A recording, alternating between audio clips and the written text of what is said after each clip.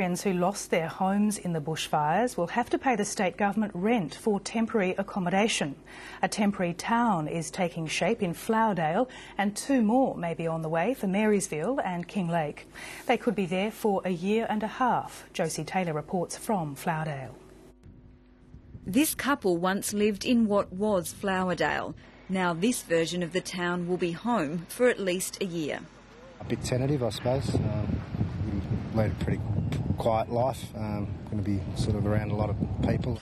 Basic houses are taking shape alongside caravans and demountable homes donated by mining magnate Andrew Forrest.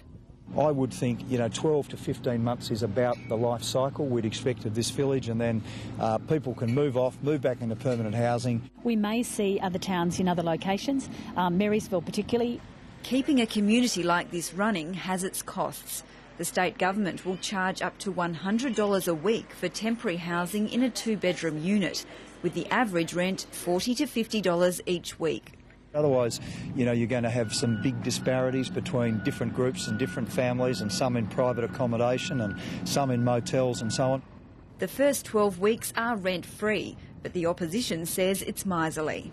I'm calling upon the government to reverse its decision to impose this charge on the most vulnerable victims of the bushfires. Managing these sorts of temporary communities is just part of what the government now has to do. Their next step is to decide on new building codes for those who just want to rebuild their homes. The Premier says the new building standards will be revealed in the next few days. Another decision is whether donations to the Bushfire Appeals Fund, currently at $219 million, will be used to rebuild uninsured homes.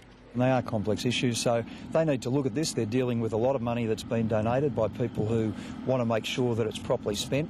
A decision is expected next week. Josie Taylor, ABC News, Flowerdale.